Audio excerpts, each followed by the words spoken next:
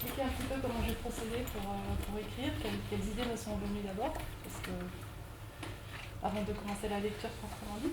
C'est la liberté totale. Ah, d'accord. Alors en fait, donc quand on m'a fait la visite, on m'avait montré beaucoup de choses en fait. C'était vraiment passionnant. Moi, je découvrais, je ne connaissais pas cette belle bibliothèque. Donc la salle de lecture avec ses lampes de couleur verte, les ateliers de restauration, la salle de numérisation, tout ça, c'était assez intéressant. C'était même passionnant. Et puis,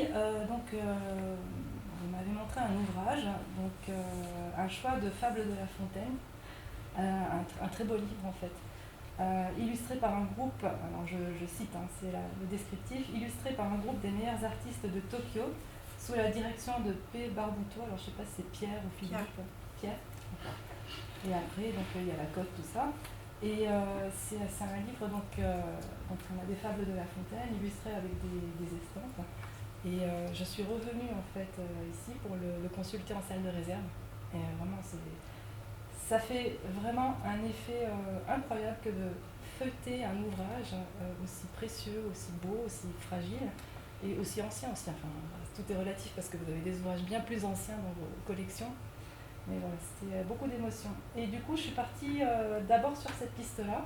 Je me suis demandé qui était notamment l'une des illustratrices de cet ouvrage. Et donc, c'est une femme qui s'appelle Kawanabe Kiyosui, fille et élève en fait d'un célèbre peintre, Kiyosai.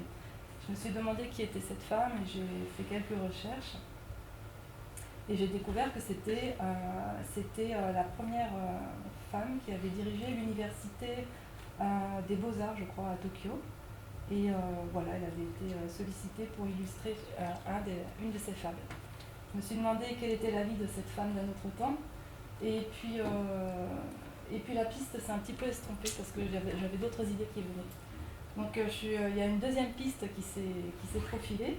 J'ai regardé un petit peu, en fait, je suis allée voir sur internet quelles étaient les bibliothèques qui avaient été ravagées, détruites au fil de l'histoire. Donc sur Wikipédia, il y a la liste de toutes ces bibliothèques, elles sont nombreuses. Voilà, donc j'ai vu que en 213 avant Jésus-Christ, Qin Shi Huang, le premier empereur de la dynastie Qin, avait ordonné l'incendie des livres et l'enterrement vivant de 460 lettrés confucéens. Des choses très joyeuses. Bien sûr, il y a la bibliothèque d'Alexandrie, et puis en 2015, à Mossoul, en Irak, 8000 ouvrages anciens sont détruits par l'État islamique, et ainsi de suite, donc une longue histoire. Et partant de là, je me suis dit, mais quelle est la pérennité d'un livre en fait, ces livres qu'on prend tant de soins à conserver, à transmettre, à restaurer, etc. Et ça m'a amené à l'idée finale en fait, qui s'est un peu conjuguée en fait avec la lecture d'un article sur les forêts en fait, un article dans une revue de vulgarisation scientifique qui parlait de l'holobionte, c'est les forêts qui recouvraient la planète autrefois, qui sont... Voilà, ça parle un petit peu de ça. Donc je suis partie sur cette dernière piste, en laissant Kawanabe Kiyosai et ses estampes derrière moi. Donc voilà, je vais vous lire cette histoire. Enfin, c'est pas vraiment une histoire. C'est une sorte de... c'est une déambulation poétique et science-fictive en fait. Alors il y a un fil narratif, voilà, mais voilà, c'est plutôt une déambulation. J'espère que ça vous plaira. Les premières secondes après mon réveil de stase flottent dans l'incertitude. Puis un souffle fait onduler la lumière. Les photons qui frappent ma rétine éveillent une sensation perdue. Martèlement de la pluie sur le zinc, froissement feutré d'une page, odeur de caramel des ouvrages assoupis. Le temps n'a pas de prise en ces lieux lambrissés. Le silence est à peine troublé par quelques craquements discrets du parquet. À l'abri de l'agitation et des fureurs de l'histoire, on devine dans ces manifestations feutrées le cumul des siècles, l'épaisseur d'une pensée glissée entre deux pages. Je me demande d'où viennent ces souvenirs. Je cherche, je tâtonne, mais ma mémoire est un ruban flou qui se dérobe à l'infini. Elle ne m'offre aucune prise. Autrefois, je fus un être de chair, mais peut-être est-ce une illusion ? je ne suis plus sûre de rien. Et si je n'étais qu'un songe, la fleur labyrinthique d'un rêve? Avec précaution, je m'entraîne à ouvrir et fermer les paupières. Ombre rosée, tiède, sensation d'un cœur qui bat, une artère pulse, un souffle soulève mes côtes. Je poursuis mon exploration prudente, sollicite une articulation, fais jouer un membre lointain. Peu à peu, des signes apparaissent sur le blanc. Grattement de la plume sur la peau, froissement des poils du pinceau, calligraphie perdue, lettre morte rendue à la vie. Mon esprit s'anime du souffle de tous ces êtres qui, de leurs bustes penchés, de leurs mains et de leurs yeux, ont figé dans la matière les reflets mouvants de leur âme. Je me souviens à présent. Cryostase, ce mot résume tout. Et il me faut quelques heures encore pour m'extraire de cet engourdissement. En 13152, c'est la date annoncée sur le bracelet qui palpite à mon poignet. La matière souple et soyeuse adhère à ma peau. Chacune de ces cellules photoluminescentes en osmose avec les miennes. C'est l'un des rares artefacts qui semble encore en fonction ici, dans ce silo où j'ai dormi pendant plus de 10 000 ans. Beaucoup de choses ont pu se passer en 10 000 ans. Je revois ce site tel qu'il fut à l'origine. Centre technique du livre de la Bibliothèque nationale de France, Bussy-Saint-Georges, 1995. Un parallélépipède blanc comprenant des ateliers de numérisation ou de restauration, des collections audiovisuelles et des laboratoires. Laboratoires qui furent ensuite transformés pour répondre aux besoins de l'archivage ADN, tandis que les rayonnages de livres étaient remplacés peu à peu par des cryptes de béton où furent insérés ensuite nos sarcophages de stase. Aujourd'hui, tout semble avoir été laissé à l'abandon. Les écrans de contrôle des compartiments voisins sont éteints, ce qui signifie que je suis la seule encore en vie en ces lieux. Ceux qui ont conçu ce sanctuaire avaient envisagé cette éventualité. Ils avaient tout envisagé. Les pannes, les bombardements, les incendies, le réchauffement incontrôlé de l'atmosphère et les typhons, les tempêtes solaires et les coupures d'électricité. Ils avaient balayé tous les scénarios possibles, sans omettre les souris et les autodafés. C'est pour cela que l'on m'a créé, pour traverser les âges et les aléas. La conservation et la transmission des œuvres de l'esprit, ces fruits précieux de la civilisation, ne pouvaient reposer sur une seule et unique branche, un seul et unique support. Il y avait le livre physique, sur parchemin ou papier, calligraphié, recopié, imprimé, sérigraphié, relié, plié, enroulé. Avec l'ère du numérique, des états-octets de données avaient été stockés dans des fermes de serveurs de plus en plus gigantesques. Bien qu'imparfaites, ces deux technologies combinées offraient déjà l'assurance d'une certaine continuité.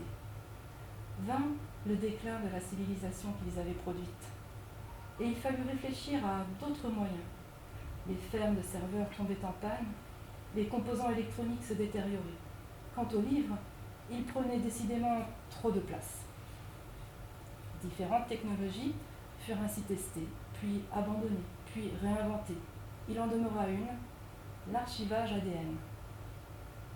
L'archivage ADN offrait la possibilité de sauvegarder des documents peu consultés sur un support inerte, compact, répondant aux exigences de sobriété du monde à venir. Cela se passait au XXIe siècle. Des milliards de données furent encapsulées à cette époque, triées, cataloguées et soigneusement mises à l'abri. Les antiques fermes de serveurs et leurs tours bondissantes furent démantelées. Toutes les observations et les connaissances, les réflexions et les études engrangées par l'humanité depuis ses premiers balbutiements tenaient désormais dans des coffres compacts, blindés, à l'épreuve du feu, des radiations et de l'eau. Pile au moins. Mesdames et messieurs, la bibliothèque ferme dans 30 minutes. Si vous souhaitez mettre des documents de côté, merci de vous rendre dès à présent à la banque de communication. Les mises de côté ne seront plus enregistrées un quart d'heure avant la fermeture.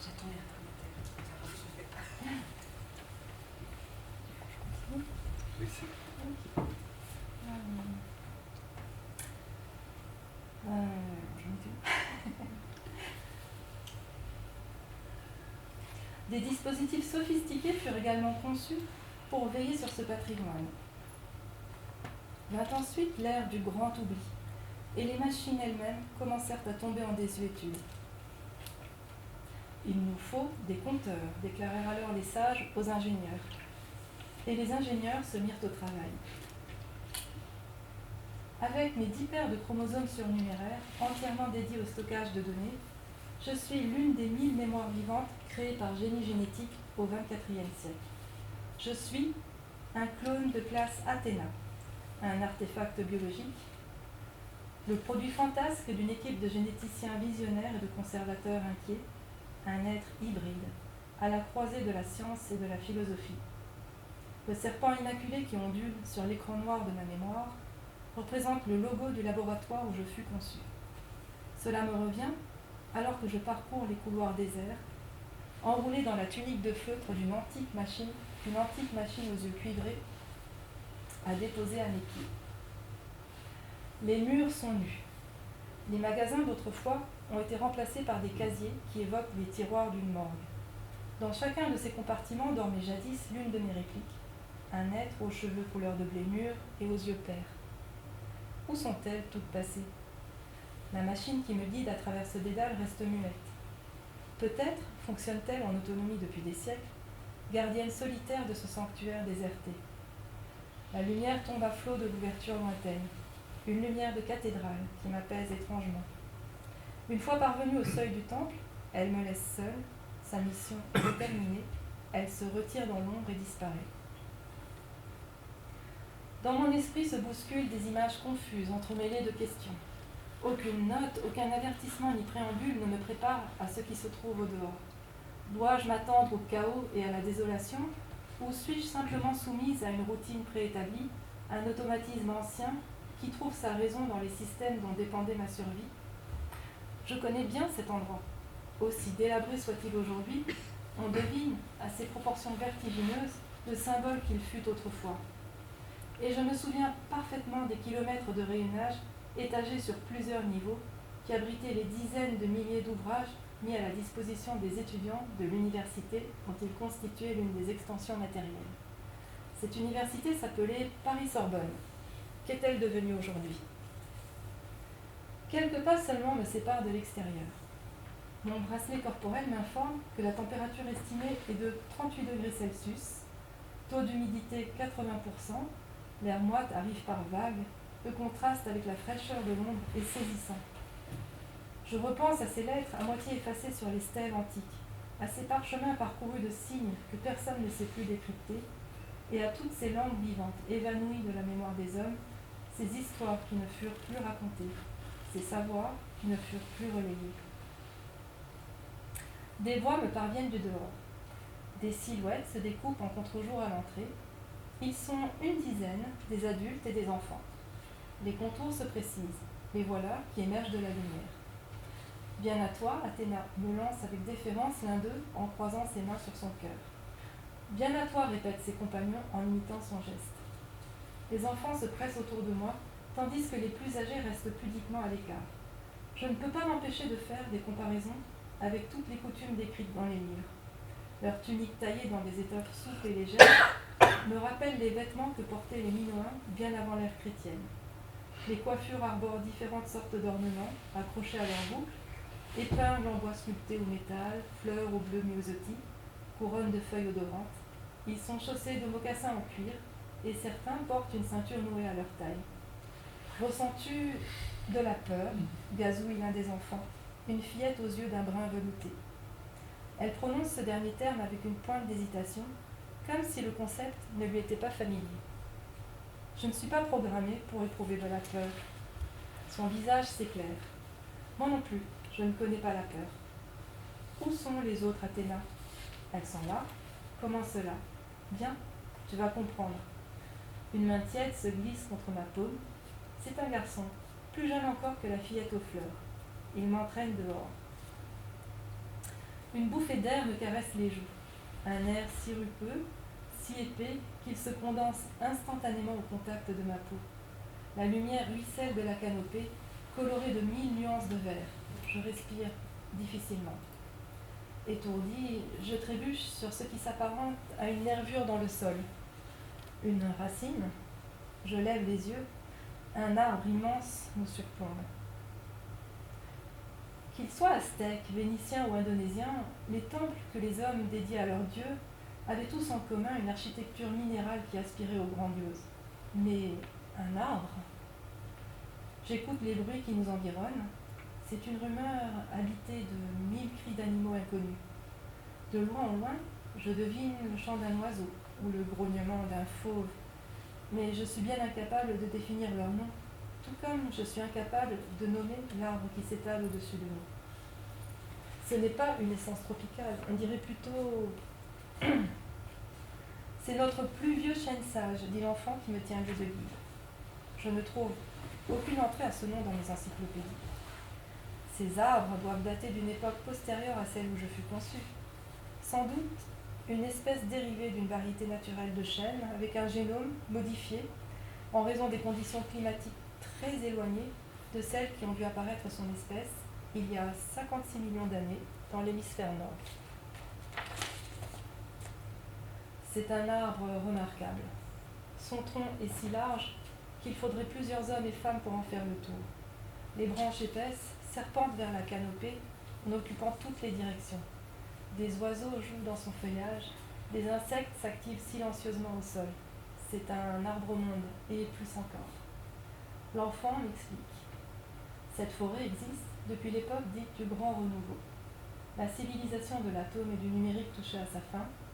L'heure était à la réhabilitation du vivant. Après le silicium, le carbone, à nouveau, mais cette fois sous une forme que la nature seule n'aurait su inventer. Des dizaines d'informations me viennent à l'esprit. Des connexions s'établissent, des analogies s'imposent. Ces chênes majestueux seraient-ils l'ultime étape de l'anthropisation du monde? À l'époque où je fus conçue, la crainte de voir des créatures incontrôlables remodeler leur biotope avait incité les contemporains à faire preuve de prudence avec les biotechnologies. Ces transformations ont-elles été maîtrisées, ou bien, au contraire, ont-elles fait régresser l'espèce humaine, les condamnant à une nouvelle forme de barbarie? J'imagine une forêt insondable, recouvrant la presque totalité du continent, comme à la préhistoire. Je demande aux garçons, que sont devenues les villes, les routes et toutes les constructions humaines? Il en reste quelques-unes. La plus proche s'appelle Ria. Elle se trouve de l'autre côté de la mer Égée. C'est là que vivent et travaillent les pèlerins. Ils m'entraînent hors du centre, sans me laisser le temps de l'interroger davantage. Nous pénétrons dans la jungle. Mes pieds s'enfoncent dans un tapis de mousse spongieux. 1000 essences végétales inconnues s'offrent à mon regard. Des fleurs au parfum capiteux. Des insectes magnifiques, terrifiants, qui s'esquivent furtivement à notre approche. La vie grouille et fourmille partout. Je sonde mes archives et je me rappelle. Bien avant que je vienne au monde, certains peuples avaient acquis empiriquement des savoirs qui leur permettaient de vivre en symbiose avec la forêt, malgré tous ces dangers. Ces savoirs, malheureusement, se sont perdus, car ces hommes et ces femmes ne connaissaient pas l'écriture. Qu'en est-il de mes hôtes? Mon regard suit la courbe des lianes enroulées avec grâce sur mes branches. Je m'émerveille de tout. Des scolopendres géantes au bord du sentier, d'un petit animal à fourrure blanche qui se glisse sous une fougère, d'une espèce de chouette au regard ocellé d'or qui m'observe sans ciller. Un peu plus loin, j'aperçois des fleurs qui diffusent une lumière couleur de jade. Des cocons d'un blanc ivoire sont suspendus aux branches à différentes hauteurs. À travers la paroi translucide, je crois voir des chrysalides. J'imagine de futurs papillons aux grandes ailes de velours avant de réaliser mon erreur. Ces formes ne sont pas celles d'insectes.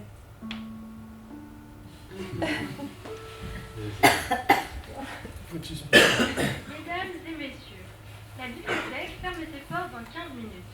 Merci de restituer dès à présent vos documents à la banque de communication.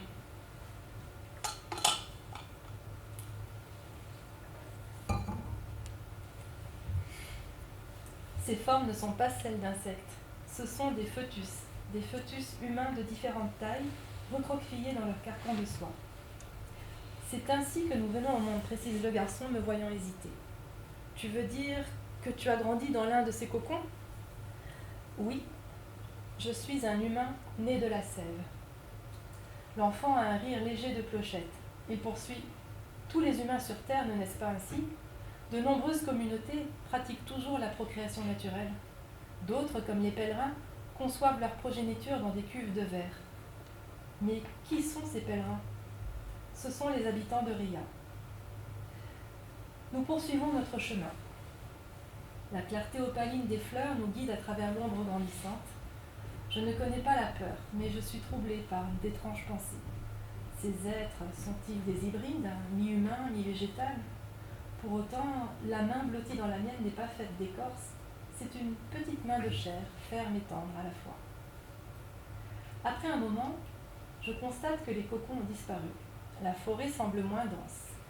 Assis sur les racines ou perchés dans les branches, des enfants sont assoupis. Leur expression ne trahit aucune souffrance ni maladie. Ils sont détendus, paisibles. Ils rêvent, chuchote la fillette aux yeux de velours. Nous arrivons dans une clairière où sont disposés de grands tapis épais et des coussins confortables. Des centaines de flammes bleues vacillent dans l'ombre, protégées du vent dans des bulles de verre. Nous nous asseyons. Des mets fins sont apportés sur de petits plateaux individuels, dans des coupes en verre ou en porcelaine. Des nectars onctueux emplissent nos verres. Des musiciens se relaient pour jouer des percussions ou d'un instrument à cordes de taille imposante qui évoque une harpe. Le garçon et la fillette aux tresses ornées de fleurs m'expliquent que tous ces objets manufacturés proviennent de Ria. Nous mangeons, nous buvons, l'ivresse me gagne peu à peu. La musique tournoie dans l'air nocturne, monte et descend par vagues. Le garçon se perd dans ses pensées. La fillette murmure des paroles qui se diluent dans la brise. Des intuitions fugitives m'effleurent, des visions, des souvenirs. On me resserre de ce vin au goût de fleurs. Ce n'est pas du vin, corrige la fillette d'une voix lointaine, c'est de la sève. Tard dans la nuit, je me vois en train de marcher dans les airs, au milieu de myriades de lueurs bleues. Les flammes dansent au vent et la sève murmure dans mes veines. Je me réveille le lendemain dans un nid douillet, tressé de feuilles et de lianes. Des rires et des chants me parviennent par bribes. Des souvenirs incertains de la soirée me reviennent. Une sensation de paix, fraîche et tendre, m'enveloppe tout entière. Des éclats de lumière brillent à travers les interstices du toit. Un tapis de mousse recouvre le sol et les murs. Un rideau masque partiellement l'entrée, une ouverture ronde située un peu en hauteur. À peine me suis-je glissée dehors que je me retrouve assaillie par une ribambelle d'enfants venus des arbres voisins, grâce à un système d'échelles souples et de passerelles qui relie les nids entre eux. La journée passe sans que je ne vois le temps filer. Les plus jeunes m'apprennent à décoder les informations cachées dans la nervure d'une feuille ou le cheminement d'une racine. Les plus grands ne s'aperçoivent pas de ma présence. Leur activité principale consiste à rêver et rêver encore. De manière générale, les enfants ne se préoccupent de rien. La responsabilité des tâches ordinaires ou nécessaires, comme la cueillette ou la préparation des repas, la construction ou la réparation des nids, incombe aux plus âgés. Le soir, nous nous adonnons au même rituel. Nous nous réunissons pour le repas. Je bois la sève à la coupe, puis vient la nuit et ses moissons de rêve. Chaque jour qui passe voit se répéter les mêmes occupations et les mêmes gestes, et rien ne semble pouvoir perturber le rythme de cette existence paisible. Avec le temps, je sens opérer en moi une chimie mystérieuse. La sève est en train de me transformer.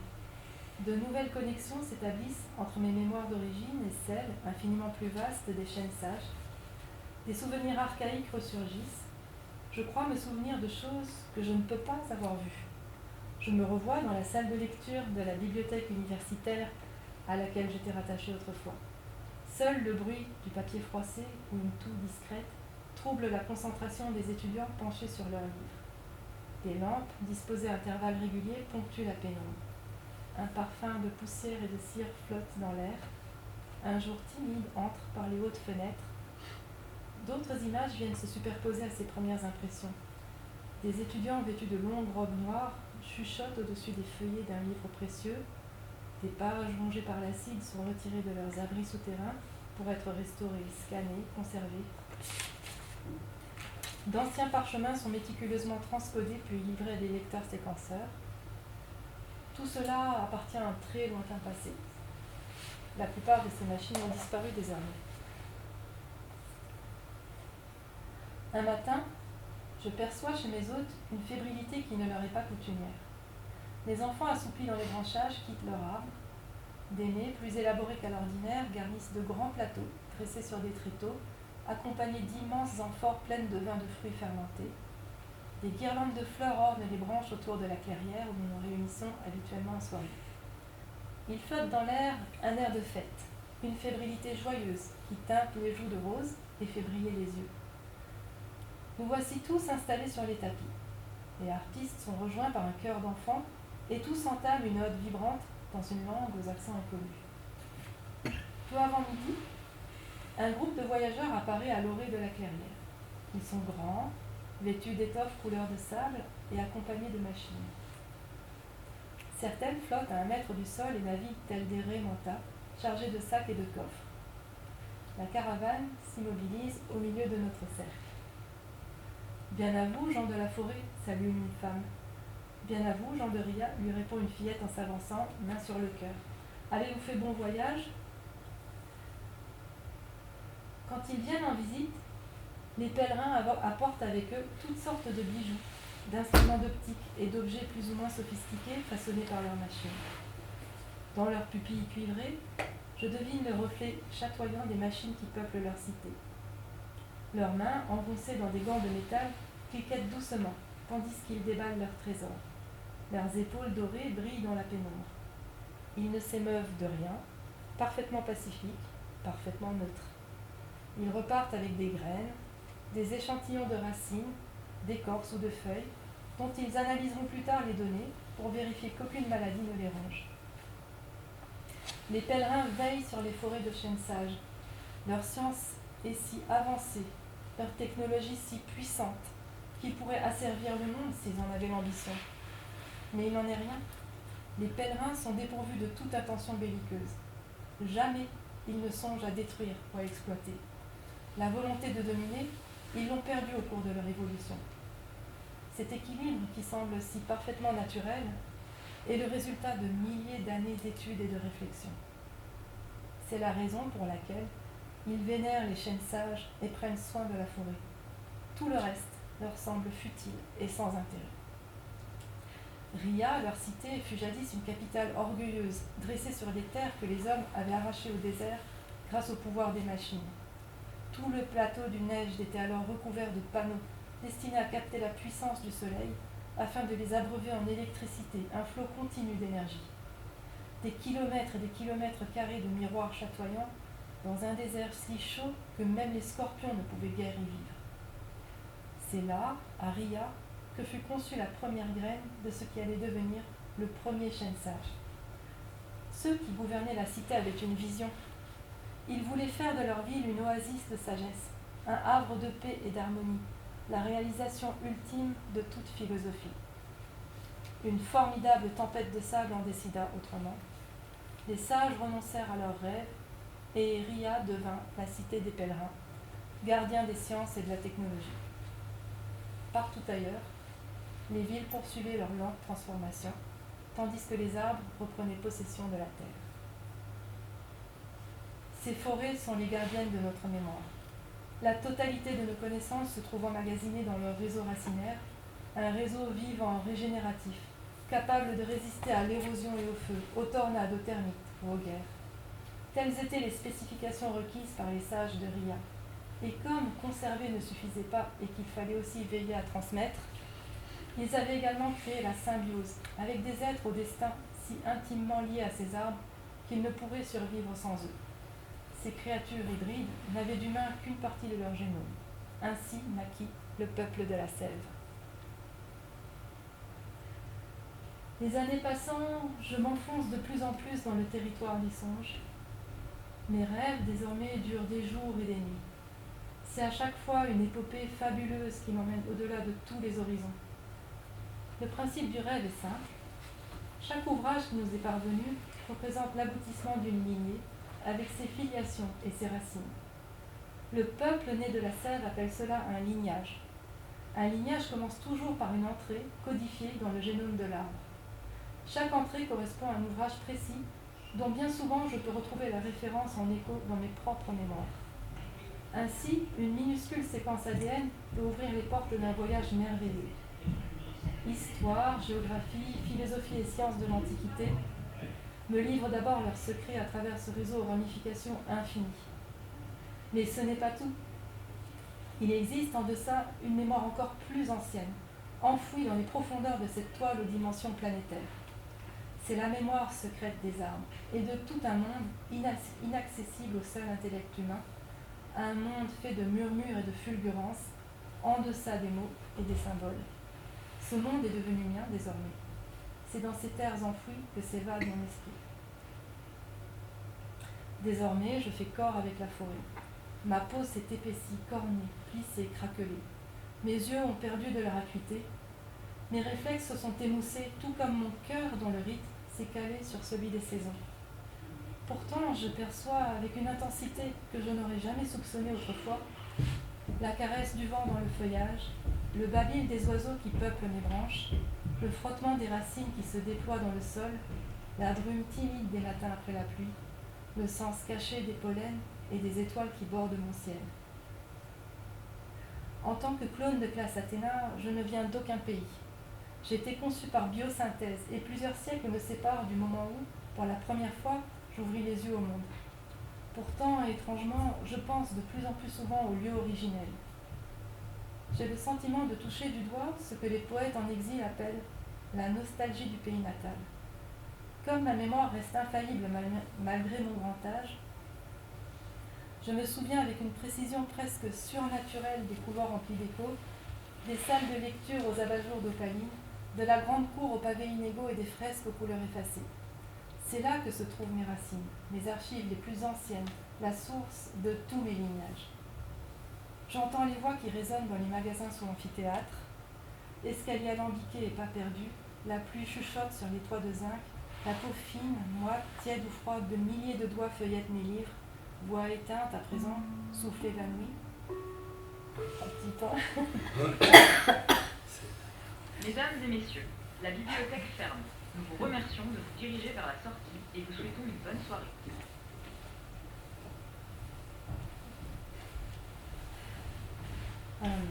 Souffle évanoui. De plus en plus souvent, je me surprends à errer dans le passé, entouré de mes souvenirs. Il est temps pour moi d'entamer mon dernier voyage. La veille du départ, je me nourris de graines choisies avec soin et je laisse la sève m'emporter dans un dernier rêve. Au matin, alors que je suis toujours sous l'emprise de ce songe, un pèlerin aux yeux de cuivre m'aide à monter sur une aile de métal. L'aile se soulève avec douceur, tandis que la caravane se met en route. Le voyage n'est pas très long, à peine un jour de marche. Une fois arrivés au bord du fleuve, ils gravissent la montagne qui porta jadis le nom d'une sainte. Je ne suis pas une sainte, mais c'est là que je veux reposer. La forêt s'éclaircit vers le sommet. Nous surplombons la vaste étendue verte qui frémit comme une houle végétale sous le vent. Avec d'infinies précautions, mon corps est mis en terre, non loin d'une source. Des ruines affleurent encore ici et là, les restes d'un dôme, une muraille écroulée. L'humus tiède et humide fait son œuvre. Les graines ne tardent pas à germer. Des radicelles jaillissent de ma chair et se frayent un chemin dans le noir. Les téguments poussent hors de mes côtes et se lancent à l'assaut de l'air libre. La vie grouille de toutes parts à partir de ce qui fut jadis mon corps. Mes branches s'étirent vers la lumière. Mes fruits donnent naissance à d'autres chênes, de jeunes pousses qui s'empressent d'entremêler leurs racines aux miennes. Les ans, les siècles passent, et je sens une grande paix m'envahir. Parfois, un enfant pousse dans un cocon, sa joue posée contre ma peau devenue écorce. Patiente, je lui murmure l'histoire d'un lieu fabuleux où sommeillaient autant de livres qu'il y avait d'arbres dans une forêt. L'enfant ne sait pas encore ce qu'est un livre.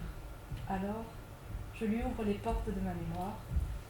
Je lui raconte l'histoire des chênes sages et de leur origine. À l'origine, il y avait une bibliothèque.